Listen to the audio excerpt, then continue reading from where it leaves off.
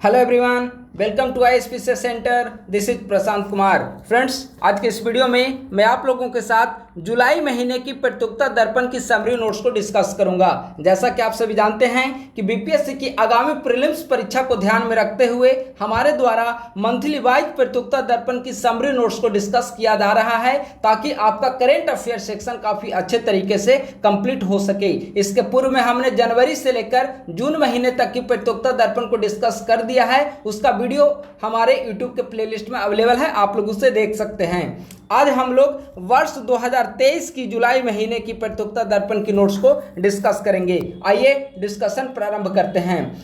पहला और important point है, हाल ही में कर्नाटक विधानसभा चुनाव संपन्न हुए हैं, तो उसके बारे में वहां की कुछ राजनीतिक स्थिति के बारे में आपको जानकारी रखनी होगी। जैसे कर्नाटक में विधानसभा सीटों की कुल संख्या कर्नाटक में कितनी है? तो कर्नाटक में विधानसभा की कुल सीटें 224 हैं। सर्वाधिक सीटें वहां पर इंडियन नेशनल कांग्रेस ने 135 सीटें प्राप्त की और बीजेपी दूसरे नंबर पर 66 सीटों के साथ रही। कांग्रेस ने वहां पर सरकार बनाया और सिद्धारमैया वहां पर दूसरी बार मुख्यमंत्री बने हैं। वहां के अगर राज्यपाल को देखा जाए तो थावर चंद गहलोत वर्तमान समय में कर्नाटक के राज्यपाल हैं। ठीक है, हाल ही में जहां पर भी चुनाव हुए या फिर राज्यपाल बदले गए हैं, उनका नाम आपको याद रखना होगा। ठीक है, क्योंकि बीपीएससी के द्वारा कई बार विभिन्न राज्यों के राज्यपाल के नाम पूछे गए हैं प्रीलिम्स में। तो कर्नाटक में वर्तमान समय में राज्यपाल हैं थावर चंद गहलोत और मुख्यमंत्री नए बने हैं सिद्धारमैया। वो कांग्रेस पार्टी से संबंधित हैं। विधानसभा की कुल सीटें वहां पर 224 है। अगला पॉइंट है, भारतीय वायुसेना का पहला विरासत केंद्र कहां पर खोला गया या स्थापित किया गया? तो भारतीय वायुसेना का पहला विरासत केंद्र चंडीगढ़ में स्थापित किया गया। स्कॉर्पिन श्रेणी की छठी एवं अंतिम पनडुब्बी बागसीर का समुद्री परीक्षण किया गया है। यह जो बागसीर का जो निर्माण किया गया है वह प्रोजेक्ट 75 के तहत किया गया है। यह छठी पनडुब्बी है। इसके पूर्व में 5 पनडुब्बी का जलावतरण किया जा चुका है, जिनमें INS Kalvari, INS Khanderi, INS Karanj, INS Vela, INS Vagir और छठा है आईएनएस वागसीर। इसे 2024 में नौसेना को सुपुर्द किया जाएगा। तो आप लोग याद रखिएगा, छठा श्रेणी का पनडुब्बी कौन सा है? आईएनएस वागसीर। अगला है, विश्व की शीर्ष 500 सुपर कंप्यूटर की सूची जारी की गई है। किसके द्वारा? अंतर्राष्ट्रीय सुपर कंप्यूटिंग सम्मेलन में इसकी घोषणा की गई है। तो विश्व की शीर्ष 500 सुपर कंप्यूटर में भारत का पहला एरावत है। ठीक है, इसका निर्माण पुणे स्थित सीडैक में इसका निर्माण किया गया है सीडैक के द्वारा। ठीक है, यह भले ही भारत में पहला स्थान पर है, लेकिन विश्व में अगर देखा जाए तो विश्व में 75वें स्थान पर है एरावत। ठीक है, तो विश्व की शीर्ष 500 सुपर कंप्यूटर की लिस्ट अंतर्राष्ट्रीय सुपर कंप्यूटिंग सम्मेलन में इसकी घोषणा की गई, जिसमें भारत में पहले स्थान पर और कुल विश्व में 75वें स्थान पर एरावत है, जिसका निर्माण पुणे स्थित सीडैक के द्वारा किया गया है। तो काफी ज्यादा महत्वपूर्ण है। अगला महत्वपूर्ण पॉइंट है, आप सभी जानते हैं कि भारत में 23वां एससीओ समिट 2023 का भारत में आयोजन किया जा रहा है। तो इसके विभिन्न मंत्रियों का सम्मेलन भी भारत के विभिन्न शहरों में किया जा रहा है। जैसे एससीओ के रक्षा मंत्री की बैठक न्यू दिल्ली में की गई, वहीं एससीओ के विदेश मंत्रियों की बैठक गोवा में संपन्न हुआ। अगर वर्तमान समय में देखा जाए तो एससीओ में Russia, China, Pakistan, Kazakhstan, Uzbekistan, Kyrgyzstan, Tajikistan और भारत, इतने कंट्री वर्तमान समय में एससीओ के सदस्य राष्ट्र हैं। अगर पर्यवेक्षक राष्ट्र को देखा जाए तो ईरान व बेलारूस इसके पर्यवेक्षक राष्ट्र हैं। अगला है, ये काफी ज्यादा महत्वपूर्ण है डेट, आप लोग इसे याद रखिएगा। देखिए, यहाँ पर एक और बात जो हमने नहीं बताया, ईरान जो है 9वें सदस्य, एससीओ का 9वें सदस्य बनने की ओर ईरान अग्रसर है और संभवतः इस बार के सम्मेलन में ईरान को 9वां सदस्य बना दिया गया है। आप लोग इसे थोड़ा कंफर्म हो लीजिएगा डेट कि कब इसकी घोषणा की गई। अगला है जो काफी ज्यादा महत्वपूर्ण है, 5 मई 2023 को WHO के महानिदेशक डॉक्टर टेड्रोस घेब्रेयेसस ने कोरोना को वैश्विक स्वास्थ्य आपात स्थिति से बाहर कर दिया है। तो ये डेट आपसे पूछा जा सकता है कि हाल ही में WHO ने विश्व में कोरोना को वैश्विक स्वास्थ्य आपात स्थिति से कब बाहर होने की घोषणा की। ठीक है, तो आप लोग याद रखिएगा डेट 5 मई 2023। 2023 की यह डेट आप लोग याद रखेंगे। जो पूरा विश्व है, पूरा विश्व 1221 दिनों तक WHO के अनुसार 1221 दिनों तक कोरोना को लेकर वैश्विक स्वास्थ्य आपात स्थिति में पूरा विश्व रहा है। ठीक है, तो इससे उबरने की घोषणा WHO के द्वारा 5 मई 2023 को किया गया। आप लोग इस डेट को याद रखें। अगला महत्वपूर्ण इंडेक्स है वर्ल्ड प्रेस फ्रीडम इंडेक्स। इसका हिंदी हुआ विश्व प्रेस स्वतंत्रता सूचकांक 2023। इसे फ्रांस की NGO रिपोर्टर्स विदाउट बॉर्डर्स के द्वारा जारी किया गया है। अगर वर्ल्ड प्रेस फ्रीडम इंडेक्स में देखा जाए तो भारत का जो स्थान है 180 देशों की सूची में भारत का स्थान 161वां है। कुल अंक भारत ने 36.62 अंक भारत ने प्राप्त किए हैं। अगर पड़ोसी देशों की स्थिति को देखा जाए तो नेपाल 95वां स्थान, श्रीलंका 135, पाकिस्तान 150, अफगानिस्तान 152 स्थान पर है। ये सारे कंट्री भारत से बेहतर पड़ोसी राष्ट्र हैं। लेकिन कुछ ऐसे भी पड़ोसी राष्ट्र हैं जिनकी स्थिति भारत से निम्न है। उनमें बांग्लादेश 163वें नंबर पर, म्यांमार 173वें नंबर पर और चाइना 179 नंबर पर है। भारत का क्या स्थान है? 161। खासकर कुछ पड़ोसी देशों का आप लोग याद रखिएगा, ताकि अगर क्रमवार तरीके से वहां पर विकल्प पूछा जाए कि क्या क्रम है पड़ोसी देशों का, तो आप वहां पर सही निशान लगा सकें। अगर इसमें टॉप रैंकर्स के बारे में देखा जाए तो टॉप रैंकर्स में पहले स्थान पर है नॉर्वे, दूसरे स्थान पर है आयरलैंड और तीसरे स्थान पर है डेनमार्क। तो यह हो गया वर्ल्ड प्रेस फ्रीडम इंडेक्स 2023। अगला है ब्रिटेन में नए सम्राट व सम्राज्ञी का औपचारिक राज तिलक 6 मई 2023 को लंदन में किया गया है।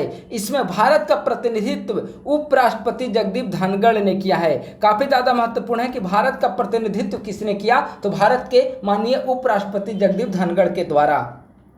हाल ही में भारत ने किस पड़ोसी देश को 2 युद्धपोत सौंपे हैं, तो भारत ने मालदीव को हाल ही में 2 युद्धपोत सौंपे हैं। तो इसका आंसर हो जाएगा मालदीव।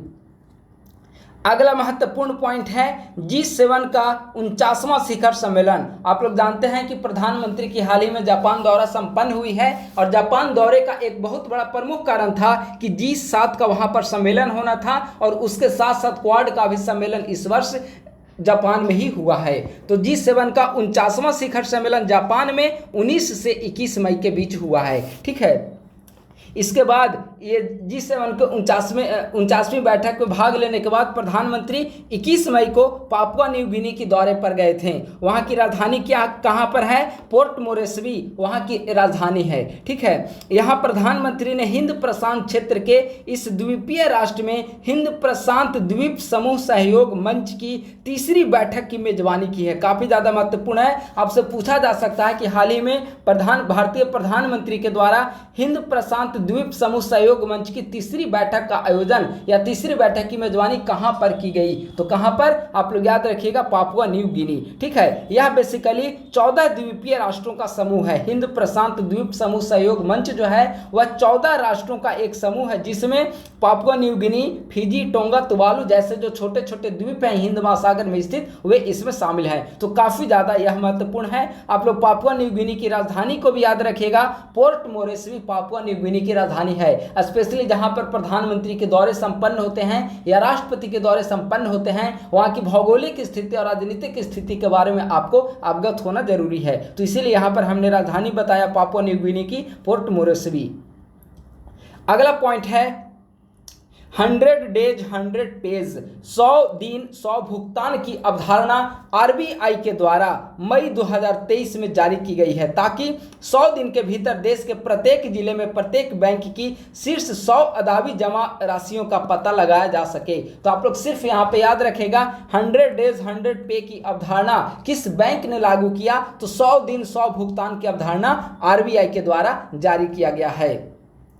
अगला है RBI ने अपने लेखा वर्ष 22-23 के लिए, या जो BPSC में इकोनॉमी सेक्शन आता है उसके लिए काफ़ी महत्वपूर्ण है, जो इकोनॉमी करेंट बेस्ड होते हैं उसके लिए RBI ने अपने लेखा वर्ष 22-23 के लिए 87,416 करोड़ का अधिक सरकार को प्रदान करने की घोषणा की है। यानी कि RBI 87,416 करोड़ जो है वह सरकार को देने की घोषणा की है। यह लाभांश पूर्व वर्ष 21-22 के लिए उपलब्ध 30,307 करोड़ के लाभांश का लगभग 3 गुना है। आरबीआई के निदेशक मंडल ने किसी भी आपात स्थिति से निपटने के लिए आकस्मिक जोखिम बफर को 6% तक रखने का फैसला किया है। वेरी इंपॉर्टेंट फॉर प्रीलिम्स, ये डाटा इंपॉर्टेंट है आपके लिए। अगला है कोयला मंत्रालय की रिपोर्ट आई है, तो वित्तीय वर्ष 22-23 में कोयला की उत्पादन में 22.6% की वृद्धि हुई है और कुल उत्पादन देखा जाए तो 728.72 मिलियन टन कुल कोयले का उत्पादन हुआ है। और वित्त वर्ष 22-23 में कोयले का उत्पादन कितना हुआ? 22.6% वित्तीय वर्ष 22-23 में कोयले का उत्पादन हुआ है। कुल उत्पादन अगर पूछा जाए तो 728.72 मीट्रिक टन और पिछले वर्ष की तुलना में 22.6% की वृद्धि हुई है। आप लोग इसे ध्यान रखिएगा। अगला है 22-23 में खाद्यान्न उपज का उत्पादन। देखिए खाद्यान्न जो उपज का जो उत्पादन है, कुल अनुमान जो अग्रिम अनुमान लगाया गया है खाद्य मंत्रालय के द्वारा, उसमें कुल खाद्यान्न का जो उत्पादन का अनुमान है वह 330.53 मिलियन टन जो है वह कुल उत्पादन का लक्ष्य रखा गया है, या अनुमान है सिर्फ। इसमें चावल 135.54 MT और गेहूं 112.74 मीट्रिक टन। ठीक है, तो आप लोग इस डेट को याद रखिएगा। कुल खाद्यान्न 330.53 मीट्रिक टन, चावल 135.54 मीट्रिक टन और गेहूं 112.74 मीट्रिक टन। तो कुल खाद्यान्न उपज का कितना अनुमान रखा गया है उत्पादन का? तो 330.53 मीट्रिक टन। अगला है रेल मंत्रालय के उपक्रम रेल विकास निगम लिमिटेड को नवरत्न कंपनी का दर्जा प्रदान किया गया है। इसे सितंबर 2013 में मिनी रत्न का दर्जा प्रदान किया गया था। देखिए हाल ही में एक और कंपनी को नवरत्न कंपनी का दर्जा दिया जा चुका है। हमने टेलीग्राम पर उसे अपडेट कर दिया है, आप लोग उसे देख सकते हैं। रेलवे मंत्रालय के उपक्रम रेल विकास निगम लिमिटेड को नवरत्न कंपनी का दर्जा कब दिया गया? मई 2023 में। इसे सितंबर 2023 में मिनी रत्न का दर्जा दिया गया था और अब मिनी रत्न से नवरत्न का दर्जा मई 2023 में प्रदान किया गया है। अभी वर्तमान समय में नवरत्न कंपनी की संख्या 13 है, लेकिन अभी हमने बताया कि हाल ही में एक और कंपनी को नवरत्न का दर्जा दिया गया, तो वर्तमान समय में नवरत्न कंपनी की संख्या हो गया है 14 है। इससे सरकार जो नवरत्न कंपनी होती है उसका जो मेन लक्ष्य होता है कि सरकार की पूर्वानुमति से 1000 करोड़ तक के निवेश स्वयं करने की अनुमति होती है। तो यह नवरत्न कंपनी की विशेषता है। अभी वर्तमान समय में 12 महारत्न कंपनी, यह भी डेटा बढ़ गया है। ठीक है, एक संभवतः इसमें भी इंक्रीज हुआ है और नवरत्न भी एक इंक्रीज हुआ है। 14 संभवतः हो चुके हैं, 13 और 14। अगला है एनएसओ का जीडीपी वृद्धि संबंधी अंतिम आकलन। जो एनएसओ का जीडीपी वृद्धि संबंधी आकलन है उसके अंतर्गत देखा जाए तो 22-23 में वृद्धि दर 7.2% रखा गया है और इसमें शुद्ध राष्ट्रीय आय जो है वह 136.04 लाख करोड़ जो है वह शुद्ध राष्ट्रीय आय है, जिससे पिछले वर्ष की तुलना में 7.4% की वृद्धि हुई है। अब हम लोग इस महीने की कुछ नियुक्तियां को देखते हैं, जो प्रमुख नियुक्तियां इस महीने में की गई है। एलआईसी के नए चेयरमैन सिद्धार्थ महंती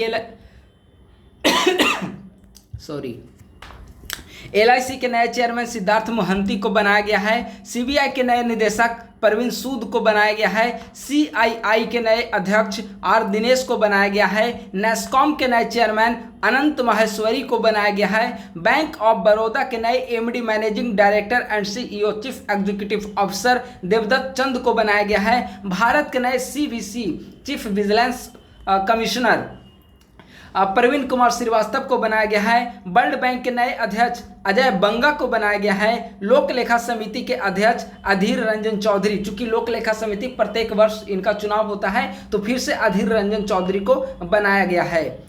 अगला है प्राक्कलन समिति गिरीश बापट और लोक उपक्रम समिति संतोष कुमार गंगवार। ये तीनों नई नियुक्तियां हैं, प्रतिवर्ष इनकी नियुक्ति की जाती है, काफ़ी ज़्यादा महत्वपूर्ण है। लोक लेखा समिति अधीर रंजन चौधरी, प्राक्कलन समिति गिरीश बापट और लोक उपक्रम समिति संतोष कुमार गंगवार।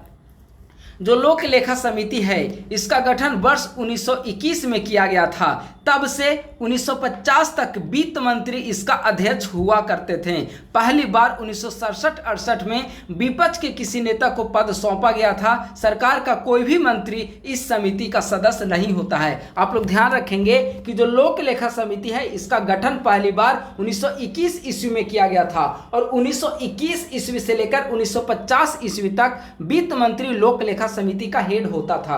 लेकिन फिर 1967-68 में ट्रेंड बदला और पहली बार विपक्ष के किसी नेता को लोक लेखा समिति का अध्यक्ष बनाया गया और उस समय से लेकर वर्तमान समय तक यह ट्रेंड एक परंपरा चली आ रही है जिसके अनुसार लोक लेखा समिति का अध्यक्ष विपक्ष के नेता को बनाया जाता है। और वर्तमान समय में कांग्रेस का नेता कौन है लोकसभा में? अधीर रंजन चौधरी। इसीलिए विपक्ष के नेता को इस बार भी अध्यक्ष बनाया गया है। और एक महत्वपूर्ण है यहाँ पर कि सरकार का कोई भी मंत्री इस समिति का सदस्य नहीं होता है।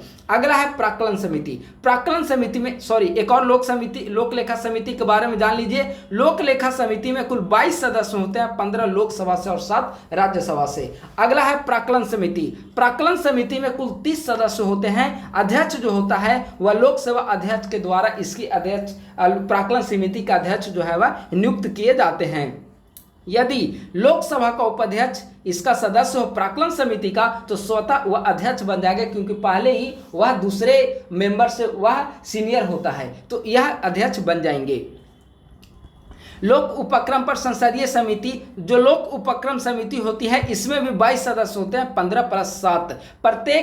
प्रत्येक वर्ष 1/5 सदस्य इसके अवकाश ग्रहण करते हैं। तो लोक लेखा समिति, प्राक्कलन समिति और लोक उपक्रम समिति, इसके बारे में हमने देखा। अब देखते हैं कुछ महत्वपूर्ण अवार्ड वगैरह जो इस महीने में डिस्ट्रीब्यूट किया गया है उसे देखते हैं। टेम्पल्टन पुरस्कार 2023, जो टेम्पल्टन पुरस्कार है वह सोमालीलैंड में महिलाओं के बेहतर स्वास्थ्य और जीवन हेतु संघर्षरत डॉक्टर एडना अदन इस्माइल को प्रदान किया गया है। यह पुरस्कार विज्ञान एवं अध्यात्म के मिश्रण के लिए दिया जाता है। पुरस्कार प्राप्तकर्ता सोमालीलैंड की पहली प्रशिक्षित नर्स, मिडवाइफ तथा विदेश मंत्री रही है। काफी ज्यादा महत्वपूर्ण है। आपसे पूछा जाएगा कि टेम्पल्टन पुरस्कार किस क्षेत्र में दिया जाता है, तो विज्ञान और अध्यात्म के क्षेत्र में। टेम्पल्टन पुरस्कार 2023 किसे प्रदान किया गया है, तो सोमालीलैंड में महिलाओं के बेहतर स्वास्थ्य और जीवन हेतु संघर्षरत डॉक्टर एडना अदन इस्माइल को प्रदान किया गया है। अगला देखते हैं गुइलेमो कानो वर्ल्ड प्रेस फ्रीडम पुरस्कार 2023। जो वर्ल्ड प्रेस फ्रीडम पुरस्कार 2023 है वह ईरान की 3 महिला पत्रकार को प्रदान किया गया है। नीलाफेर हमीदी, इलाहे मोहम्मदी और नरगिस मोहम्मदी को प्रदान किया गया है। ईरान की 3 महिला पत्रकार को Guillermo Cano world press freedom award से सम्मानित किया गया है। अगला है दूसरा लता दीनानाथ मंगेशकर पुरस्कार 2023। दूसरा लता दीनानाथ मंगेशकर पुरस्कार 2023 जो है वह आशा भोसले को प्रदान किया गया है।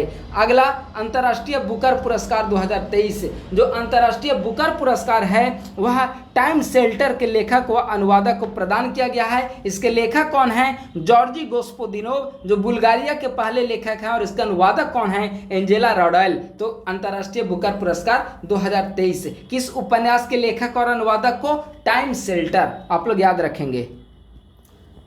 अगला है लॉरियस विश्व खेल पुरस्कार 2023। जो लॉरियस वर्ल्ड खेल पुरस्कार 2023 है उसमें सर्वश्रेष्ठ पुरुष खिलाड़ी का अवार्ड लियोनेल मेसी को, जो कि अर्जेंटीना, और महिला खिलाड़ी का अवार्ड एथलीट सैली एन फ्रेजर को, जो कि जमैका से संबंधित है। वहीं वर्ष की सर्वश्रेष्ठ टीम का अवार्ड अर्जेंटीना का पुरुष फुटबॉल टीम को प्रदान किया गया है। लॉरियस विश्व खेल पुरस्कार 2023 के तहत वर्ष की सर्वश्रेष्ठ टीम का अवार्ड किसे दिया गया? अर्जेंटीना का पुरुष फुटबॉल टीम को।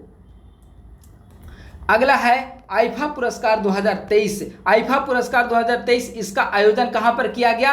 यूएई में। इसमें सर्वश्रेष्ठ फिल्म का अवार्ड दृश्यम 2 को दिया गया है। सर्वश्रेष्ठ निदेशक का अवार्ड आर माधवन को दिया गया। सर्वश्रेष्ठ अभिनेता का अवार्ड ऋतिक रोशन को दिया गया और सर्वश्रेष्ठ अभिनेत्री का अवार्ड आलिया भट्ट को दिया गया। बहुत आसान है। आईफा अवार्ड 2023 सर्वश्रेष्ठ फिल्म का अवार्ड किसे? दृश्यम 2, सर्वश्रेष्ठ अभिनेता ऋतिक रोशन, सर्वश्रेष्ठ अभिनेत्री आलिया भट्ट और सर्वश्रेष्ठ निर्देशक आर माधवन को प्रदान किया गया। G20 के पर्यटन कार्य समूह की बैठक कहां पर संपन्न हुई है? श्रीनगर में। काफी ज्यादा महत्वपूर्ण है, G20 के पर्यटन कार्य समूह की बैठक श्रीनगर में संपन्न हुई।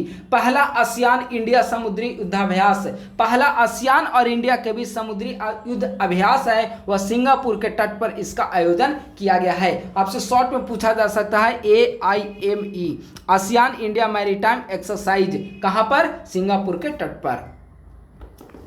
अगला है, देश का पहला केबल स्टे रेल पुल कौन सा है जिसे J&K के अंतर्गत बनाया गया है? तो अंजी खड़ bridge, Udhampur Srinagar Baramulla rail link परियोजना के अंतर्गत चिनाब की सहायक नदी अंजी के ऊपर अंजी खड़ ब्रिज बनाया गया है, जो कि देश का पहला केबल स्टे रेल पुल है जिसे झारखंड के अंतर्गत झारखंड नहीं, जम्मू कश्मीर के अंतर्गत बनाया गया है। काफी ज्यादा महत्वपूर्ण है। अगला है, नीरज चोपड़ा ने दोहा में 5 मई 2023 को पुरुषों की कौन सी भाला फेंक स्पर्धा 88.67 मीटर के थ्रो के साथ जीता? दोहा डायमंड लीग। अगला है, भारतीय नौसेना का कौन सा सबसे पुराना लैंडिंग पोत 36 वर्ष तक सेवा के बाद सेवा मुक्त हो गया है? तो INS मगर। काफी ज्यादा महत्वपूर्ण है, INS मगर आप लोग याद रखेंगे। अगला है, एस्ट्रोनॉमिकल सोसाइटी ऑफ इंडिया का पहला गोविंद स्वरूप लाइफटाइम अचीवमेंट पुरस्कार से किसे सम्मानित किया गया? जयंत विष्णु नार्लिकर को। और आज का अंतिम जीके है, CCI भारतीय प्रतिस्पर्धी आयोग की पहली महिला अध्यक्ष कौन बनी है? रवनीत कौर भारतीय प्रतिस्पर्धा आयोग की पहली महिला अध्यक्ष बनी है। तो दोस्तों, इस प्रकार से आज की इस वीडियो में हमने जुलाई महीने की प्रतियोगिता दर्पण की समरी नोट्स को डिस्कस किया है। मुझे उम्मीद है कि BPSC प्रीलिम्स की तैयारी के दौरान या करेंट अफेयर्स सेक्शन में आपकी तैयारी के लिए काफी ज्यादा हेल्पफुल और मददगार साबित होगी। थैंक यू सो मच, बहुत बहुत धन्यवाद।